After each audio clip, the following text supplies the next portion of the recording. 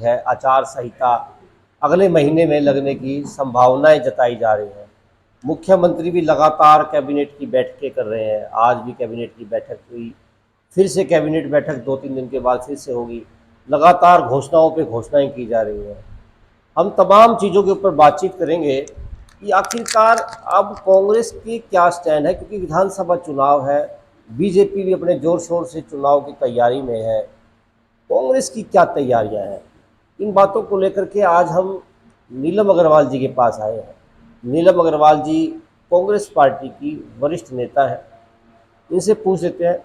Madam, आपका स्वागत है हमारे चैनल में। बहुत बहुत धन्यवाद आपका, आज आप यहाँ पे आए। मैडम, क्या कहेंगे, विधानसभा चुनाव नज़दीक आने वाला है, क्या लगता है? आप भी जोर शोर से लगी हुई हैं, गांव में कैंपेन चल रही है आपकी, नए नए ऑफिस खुल रहे हैं, ये जी भी आपने कृष्णा कॉलोनी में नया जी ऑफिस खोल दिया। जी। क्या लगता है आपको, क्या तैयारी है आपकी? क्या चुनाव लड़ने की तैयारी है या फिर ऑफिस पार्टी के लिए खोला है आपने? देखिए, सबसे पहले तो मैं आपका धन्यवाद करना चाहती हूँ कि आज आपने अपना समय यहाँ दिया और हमारे विचार जानने के लिए यहाँ पे आए। दूसरी बात, आपने कार्यालय के बारे में पूछा, तो कार्यालय ये कांग्रेस का कार्यालय खोला है हमने। अपनी पार्टी की मजबूती जितनी होगी हम जी। लोग उतने मजबूत होंगे। कोई भी प्रत्याशी को टिकट मिलती है, हमारा मकसद है कि कांग्रेस इस बार आए, क्योंकि जो 10 साल में नहीं हुआ वो हमें पूर्ण विश्वास है कि जो नए हमारे मुख्यमंत्री साहब आएंगे, चौधरी भूपेंद्र सिंह हुड्डा जी के नेतृत्व में हरियाणा ने पहले भी विकास किया था और आने वाले समय में भी वो बहुत विकास करेगा। और उन्हीं की नीतियों को लेकर हम आगे चल रहे हैं और कार्यालय भी खोल रहे हैं, ताकि लोगों तक हम उनका संदेश पहुंचा सके, लोगों में विश्वास पैदा हो सके, क्योंकि हम ही उनके नुमाइंदे हैं। हम ही उनके विचार आम जनता के बीच में पहुंचा सकते हैं। वो हमें संदेश देते हैं, हम आगे जनता तक पहुंचाते हैं। तो यही सोच के हम लोग जगह जगह कार्यालय भी खोल रहे हैं और अपने संदेश भी दे रहे हैं। दूसरी बात, तीसरी बात ये है कि चुनाव आ रहे हैं, अक्टूबर में विधानसभा का चुनाव है। ये चुनाव जनता के लिए बहुत एक अहम भूमिका निभाने वाले हैं, क्योंकि इसमें जनता एक ऐसे अपने प्रतिनिधि को चुनेगी जो कि उनकी समस्याओं को सुनेगा, जो उनकी सड़कों को देखेगा, जो उनकी शिक्षा की तरफ देखेगा, बेरोजगारी की तरफ देखेगा, जो उनको मैं कहूँगी महंगाई को निजात दिलाएगा, जो उनके स्वास्थ्य सेवाओं को मजबूत करेगा। और कई ऐसी समस्याएं हैं, अगर नाम लेने लगूँ, जो पानी की समस्या है, छोटी छोटी समस्याओं को समझेगा और वो वहाँ पहुँचा के उसका समाधान करने की कोशिश करेगा। तो बीजेपी चुनाव, कहती है कि उन्होंने सारी समस्याओं का हल कर दिया, कॉलेज खोल दिए, पानी की समस्या दूर कर दी, स्वास्थ्य सेवाएं जो है यूनिवर्सिटियां खोल दी, कॉलेज मेडिकल कॉलेज खोल दिए। इस तरह की बातें जो है बीजेपी कह रही जी है। क्या मानते हैं आप, कितना सच्चाई है इन बातों में? देखिए, मानने से तो मैं ऐसा नहीं मानती हूँ कि मैंने कह दिया तो ये बात हो गई, जी जी। नेता ने मान लिया कि ये चीज कर दी गई है। हमें इस बात के लिए जनता को पूछना पड़ेगा, हमें खुद भुगतना पड़ेगा। आज अगर हम आप टीवी पे देखें तो लोग अपने घरों में पानी की बोतलें भर भर के दिखाते हैं कि काला पानी किस तरह से सीवरेज और उसका पानी मिल के लोगों को पीने के लिए जा रहा है, हफ्तों से जा रहा है। यहाँ बहुत से ऐसे लोग हैं जो टैंकर नहीं अफोर्ड कर सकते, जो बाहर से कैंपर नहीं अफोर्ड कर सकते। हमें उनके बारे में भी सोचना है। आज आप सिलेंडर के बारे में आप देख लें, आप प्राइस देखें कहाँ से कहाँ पहुँच गई है। जबकि कांग्रेस सरकार ने ये वादा किया कि उनकी सरकार आते ही 500 कर दिया जाएगा। उनकी जेब में जहाँ खर्चा बचेगा तो अपने आप वो पैसा कहीं और लगने के लिए भी तैयार हो जाएगा। तो ऐसी बहुत सी चीजें हैं। ये कहना कि हमने ये कर दिया, लेकिन धरातल पे दिखना चाहिए। कांग्रेस तो इस तरह का कोई जो है कोई धरना प्रदर्शन नहीं कर रही लोगों के बीच में, जिस जाकर के क्या जिस प्रकार से बीजेपी करती थी महंगाई जब बढ़ती थी। तो अगर आप कह रहे हो कि महंगाई बढ़ रही है तो कांग्रेस क्यों चुप बैठी है? देखा ये है कि मैं वो उस टाइम एक लाइमलाइट में आने के लिए हम धरनों पे बैठ जाते हैं, उनको आश्वासन दिया जाता है, उसको बहुत कुछ ऐसा दिलाया जाता है विश्वास कि आपका जरूर ये होगा। लेकिन जब सरकार बन जाती है तो वो लोग हट जाते हैं। हम लोग यही चाहते हैं कि अगर धरने पे गए हैं, उनको आश्वासन दिया, आपके हाथ में सत्ता को सौंपा गया है, तो जब बनने के बाद अब आज आपकी ड्यूटी है कि आप उनकी समस्याओं को दूर करें। जैसे दीपेंद्र जी ने ये अभियान चलाया है कि हरियाणा मांगे हिसाब, जी जी। उसमें उन्होंने हम सबको इंस्ट्रक्शन दिए है कि जब मैं आपके साइड में आऊंगा, आपने वहां के लोगों को इकट्ठा करना है, मैं वहां बैठ के उनकी समस्याएं सुनूंगा। कोई यात्रा निकाल के खाली पॉपुलर नहीं होना है।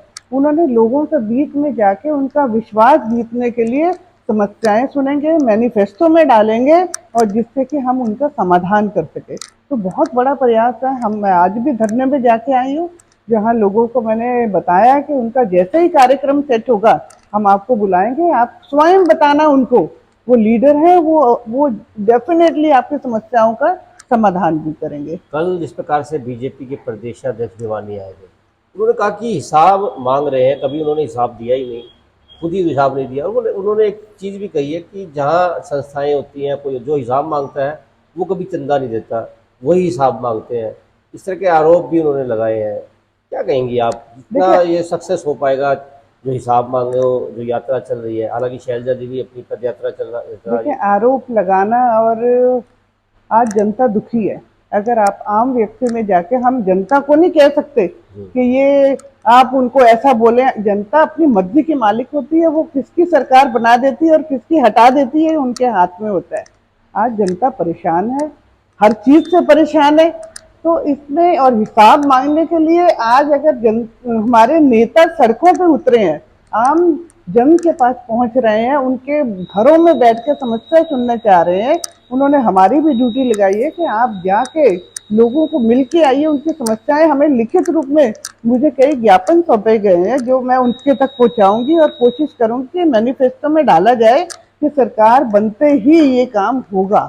और मैं खुद मैनिफेस्टो की मेंबर हूँ, उन्होंने मुझे बनाया है। डेफिनेटली हम उनकी समस्याओं का समाधान करेंगे। बीजेपी कह रही है कि कांग्रेस पार्टी अब हरियाणा के अंदर बापू बेटा की पार्टी रह गई है और सिर्फ बापू और बेटा की ही चलती है, बाकी किसी भी नेता की कुछ नहीं चलती। किरण चौधरी भी आरोप इसी प्रकार का लगाती हैं। कल प्रदेशाध्यक्ष ने भी इसी प्रकार का आरोप जो है वो लगाया है बड़ौली जी में। क्या मानते हैं, कितनी सच्चाई है इस अभी बातों में? जैसे आपने लोकसभा का चुनाव देखा, दीपेंद्र जी भारी मतों से विजय हुए हैं, जी और वो अपने बलबूते पे लोगों ने परिवर्तन की लहर में उनको जिताया है, और उनके अच्छे व्यवहार और अच्छे कामों की वजह से उनको जिताया है। इसलिए नहीं जिताया कि वो चौधरी भूपेंद्र सिंह जी के बेटे हैं, अच्छे इंसान हैं और लोगों तक पहुंचते हैं। तो बीजेपी क्यों इस बात से ये सोच रही कि बापू बेटे की, हम सब उनके साथ हैं, हम तो उनके रिश्तेदार नहीं है, हमें तो उतना ही मान सम्मान मिलता है, हमें तो उतनी अहमियत देते हैं वो लोग। हर जो भी व्यक्ति है उनको जब भी आराम से अच्छी तरह मिलते हैं। और मैं आपको एक बात कहना चाहती हूँ कि बीजेपी के किसी दूसरे नेता का नाम नहीं याद रहता कि कौन सा है। आप मुझे बताएं कि जो कितने बड़े बड़े नेता ऐसे बन गए जो आज भी गुमनामी से उन्होंने अपना टर्म पूरा किया होगा। तो मैं कैसे कह सकती हूँ कि आज हम भी बीजेपी को कह सकते हैं केवल दो व्यक्ति ही इस पार्टी को चला रहे हैं। नीलम अग्रवाल का क्या स्टैंड रहेगा आगे कि विधानसभा चुनाव है? देखिए ये आला कमान पे डिपेंड करता है कि वो किसको नहीं, मैं आला कमान की बात नहीं कर रहा, मैं हाँ, पर्टिकुलर नीलम अग्रवाल जी अग्रवाल की की बात बात कर रहा कर हूँ। रहे हैं। अच्छा देखो, मेरा एक संघर्षपूर्ण जीवन रहा है। मैं सारे सुख आराम प्राप्त करके आज जनता के संघर्ष में उनके साथ चलने के लिए आई हूँ। अगर मैं सोचती कि मेरा परिवार सेट हो गया, अब मुझे आगे कुछ नहीं करना, तो मेरा ख्याल है सबसे बड़ा गुनाह होता है। आज अगर मैं संघर्ष कर रही हूँ तो आम जन के लिए कर रही हूँ कि जो सुविधाएं मैंने अपने परिवार के लिए दी है, आज मेरा फर्ज है कि मैं दूसरों के लिए भी ये प्राप्त करूँ। आज मैंने अपने बच्चे पढ़ाए हैं तो मैं चाहती हूँ मैं दूसरों के बच्चों को भी उस लेवल तक पहुँचा सकूँ। आज मैंने अपने परिवार के लिए हर सुख आराम पैदा किया है, तो मैं भी चाहती हूँ कि मैं औरों के लिए भी ऐसा कर सकूँ। हम उद्योगपति हैं, यहाँ बेरोजगारी की सबसे बड़ी समस्या है। मैं चाहती हूँ यहाँ पे छोटे छोटे उद्योग भी अगर लगने लग जाएं, तो यहाँ पे कई परिवारों को रोजगार मिलेगा, अपने घर में रहते हुए वो कमा सकेंगे। और दूसरी बात मैं कहती हूँ, यहाँ शिक्षा का स्तर जो है वो इतना नीचे गिरा हुआ है। और हम लोगों ने पूरा मास्टर प्लान ये बनाया हुआ है कि यहाँ पे जहाँ यूनिवर्सिटी की जरूरत है वहाँ यूनिवर्सिटी होगी। ये काम तो उनका होना चाहिए जो एमएलए चुन करके जाएंगे। तो इसका मतलब ये है कि नीलम अग्रवाल जी चुनाव लड़ेंगी। देखिए, एक कलम की जरूरत तो होती है, ठीक है। अगर कलम मिल जाती है तो मैं सोचती हूँ कि परिवर्तन बहुत तेजी से होने लग जाएगा। कर तो अभी भी सकते हैं, लेकिन हम एक एक चीज को, इसके लिए सरकार में बैठने की जरूरत पड़ती है। अपने आप करना थोड़ा मुश्किल होता है। और मैं समझती हूँ कि अगर हमें ये ताकत मिलेगी, अगर जनता ये ताकत देगी, तो उनको बहुत भारी परिवर्तन करके दिखाएंगे हम। क्योंकि यहाँ पे हम लोग कोई स्वार्थ के साथ नहीं आए हैं।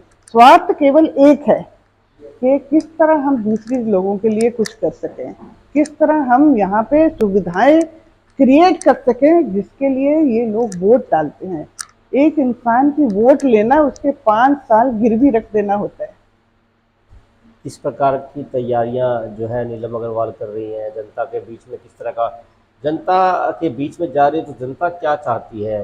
जिस प्रकार से आपने बताया कि आप मैनिफेस्टो की जो कमेटी है उसके भी सदस्य हैं, जी। तो क्या जनता की उम्मीदें हैं कांग्रेस से?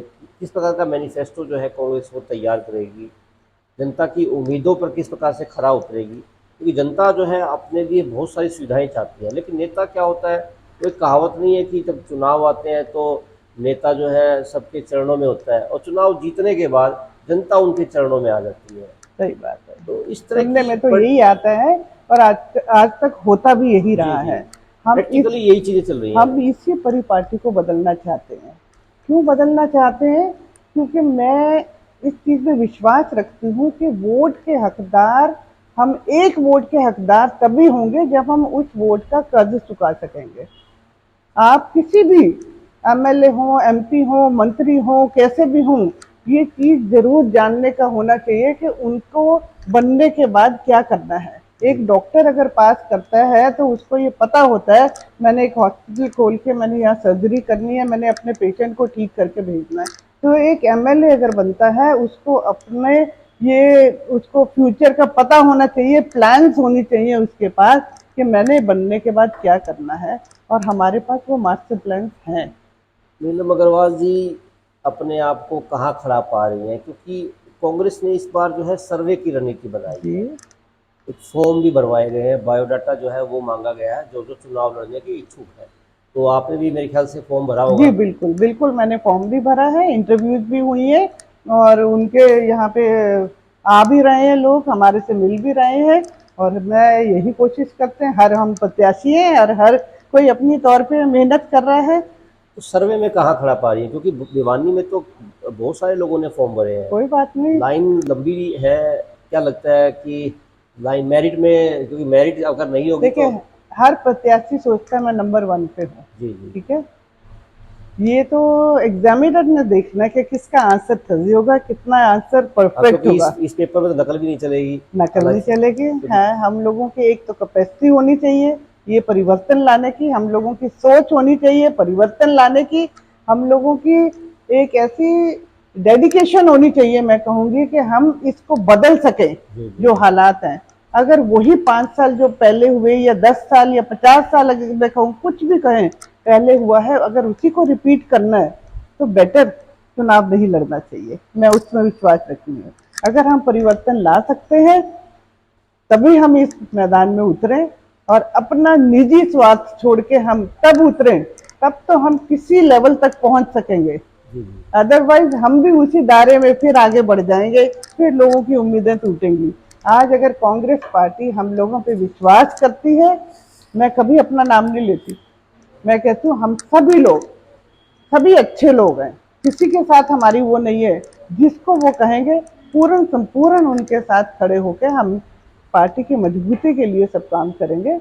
लेकिन इस विचारधारा के साथ आए कि चुनाव जीतने के बाद वो जो एक्सपेक्टेशंस हैं लोगों की, वो हमारी, हम उन पे कहीं ना कहीं खरी उतरने लग जाए, तो हम एक उस सीट के दावेदार भी कहलाने का हक रखते हैं।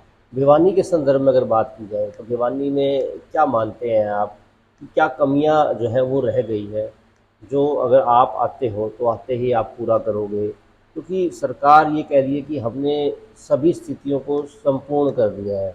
उनका कहना है कि सड़कें बन गई हैं, बाईपास बन गए हैं, पुल का काम जो है वो चल रहा है, और लगातार जो है इस तरह के दावे किए जा रहे हैं। घनश्याम शरावती जो यहाँ के विधायक हैं, वो भी बार बार कहते हैं कि ईमानदारी से हम लोगों ने नौकरियां जो है वो भी दी हैं।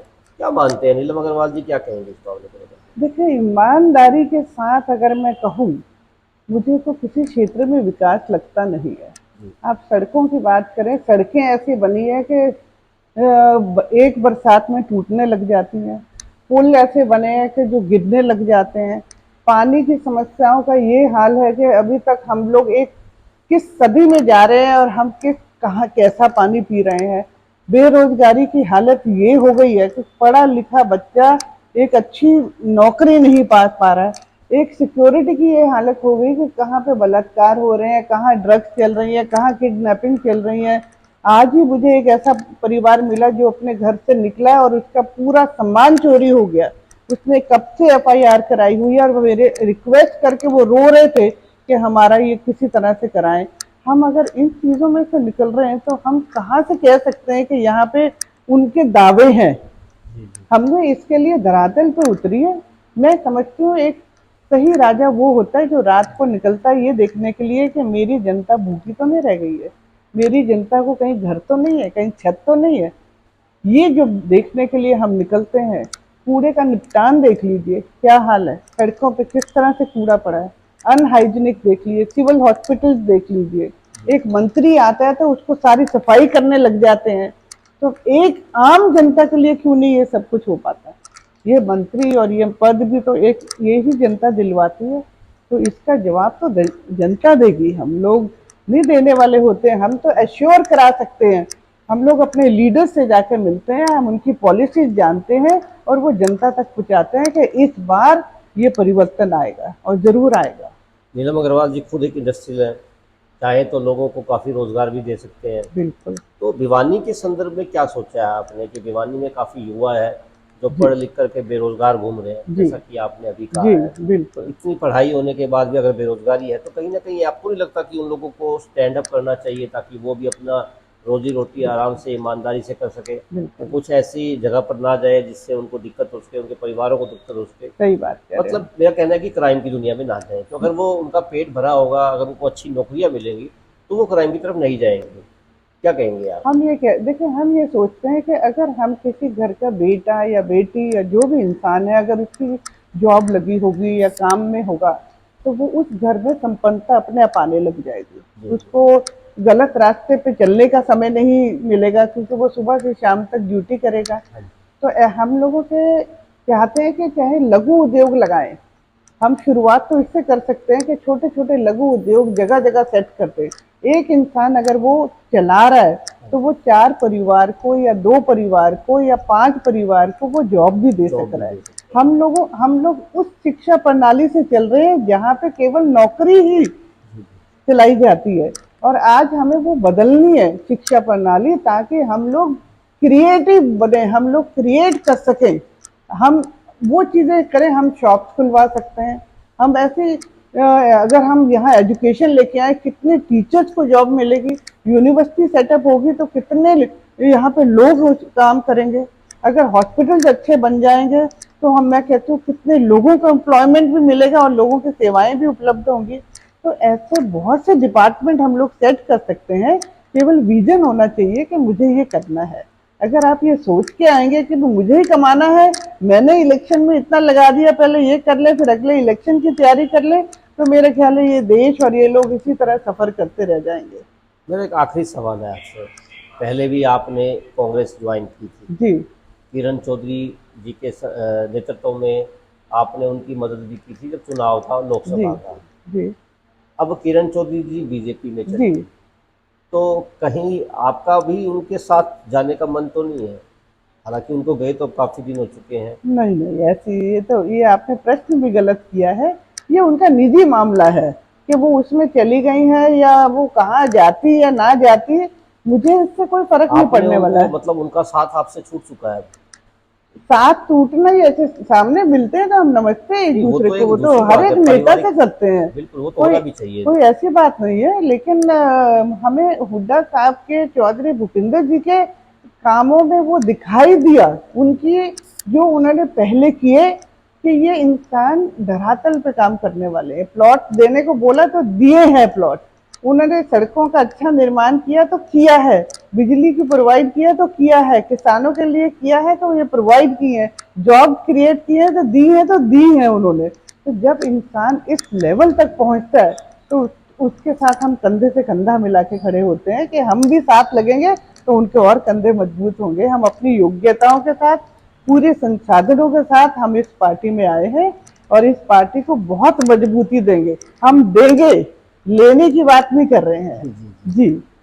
ये थे नीलम अग्रवाल जी। नीलम अग्रवाल जी कांग्रेस की वरिष्ठ नेत्री हैं। कहना है इनका कि विज़न इनका साफ है, प्रदेश के लोगों के लिए भी विज़न है इनका, क्योंकि ये जिस प्रकार से एक कमेटी बनाई गई है, लोगों की समस्याएं सुन रही हैं, ताकि उनको चुनावी समय में एक एजेंडे के रूप में प्रस्तुत किया जाए और लोगों को बताया जाए कि अगर हम चुनाव जीतेंगे तो इन समस्याओं का निदान किया जाएगा। साथ ही नीलम अग्रवाल जी का ये भी कहना है कि आने वाले समय के अंदर अगर वो चुनी जाती हैं, कलम की एक ताकत उनके पास आती है, तो वो अपनी ताकत से जनता का भला करेंगी। खैर वो तो अब आने वाला समय बताएगा कि कलम में कितनी ताकत आती है, लेकिन फ़िलहाल वो आश्वस्त हैं अपनी ताकत को लाने के लिए। आज के लिए बस इतना ही, कल फिर दोबारा मिलेंगे नए चेहरे के साथ। आज के लिए नमस्कार।